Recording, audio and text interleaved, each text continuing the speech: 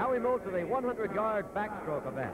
Tommy Stock will be in here, so will Chuck Bittick. Bittick beat Stock earlier in the 200-yard. In lane 1 here is Tom Stock from Indiana University. The defending champion, Bob Bennett, is not here. Stock, however, usually is a little better at the longer distance than he is at this one. In lane 2, from the University of Michigan, swimming unattached, however, from Ann Arbor, is Ed Bartsch. He's a boy from Philadelphia, a junior at Michigan, 20 years old. He was third in the 200-yard backstroke earlier behind Bittick and Stock.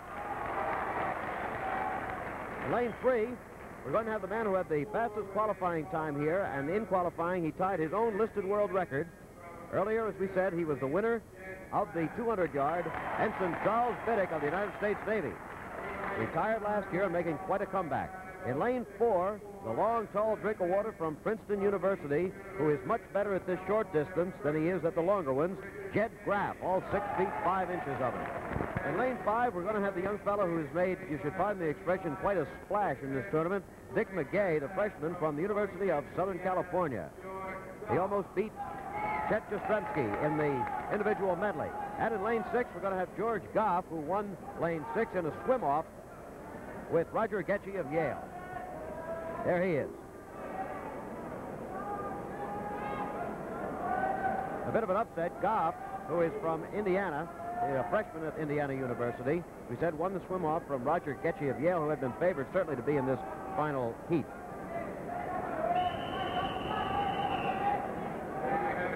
Just about ready now. And watch Charlie Bittick on the turns. In lane 3, he was the fastest qualifier. He may well be trailing when they get down to the other end of the pool, but watch the way he makes the turns. He is by far the fastest backstroke turn man in the world. This is 100 yards, 4 lanes to the pool, down and back again. Okay. Listed record 53.4 by Chuck Bittick.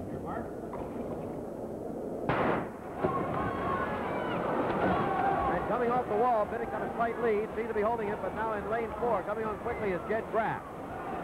Looks like Bittick and Graef, and in lane 5, Dick McGeagh, as they hit the wall the first time. But there is Bittick on the right-ear screen, and he comes out taking that lead. Another of his great turns. He took about a half a length lead, which is now down to a quarter of a length on the straightaway. That's Graef just on the outside, catching up to him, and in lane 2, so is Ed Bartsch. But now watch the turn again. And again, Bittick gains on the turn, gets back his half-lane lead. And Ed Bartsch in lane 2 is now eating into it. And so is Jed Graef again in lane 4. It's lanes 2, 3, and 4 at the moment.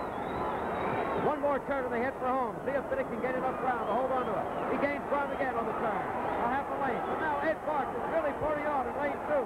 Bartsch making his fifth. And in lane 5, Dick McGeagh is making up the latest first. The three of them headed for the wall at once. It looks like Bittick made it. Second place, Ed Bartsch, and third place, Dick McGeagh. But hold it, that's not nearly official.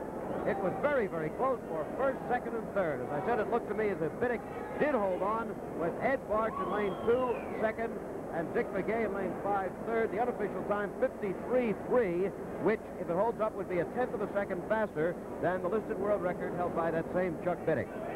There he is.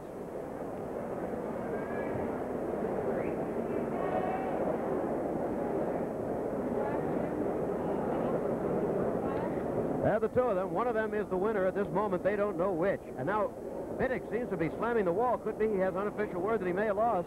Here comes the official time. It was 53.3, just as you saw on our clock, a tenth of a second better than the listed record. More important, the winner is indeed Ensign Chuck Bittick. Second place, as we had it, was Ed Bartsch. And in third place in lane 5, Dick McGeagh. Back down the poolside now, and Bill. Well, Chuck, you've just chalked up another record-breaking performance. I don't know whether this short period of training has helped or not, but I tell you better stay with it. Well, I've tried awful hard during this short period since I was limited to this small segment of time. I've pushed it pretty hard, harder than I ever had before. We talked to you earlier. We talked about your knee. You better let the doctor just leave that alone, you know. You're a family man, and that's kind of an unusual thing in swimming. Well, it is among swimmers. The divers are family men, too, but a lot of the swimmers feel that when they get a family, it kind of bogs them down. But I found one that kind of pushes me towards greater things. You have some children? One boy, yes, 6 months old. Have you had him splashing around in the water yet? Not yet. I haven't seen him since January, but I hope to see him soon. What are you doing in the Navy, Chuck? Well, just swimming. I'm in special services, and I'm attached to the NROTC unit here at Yale, and I'm administrative officer there.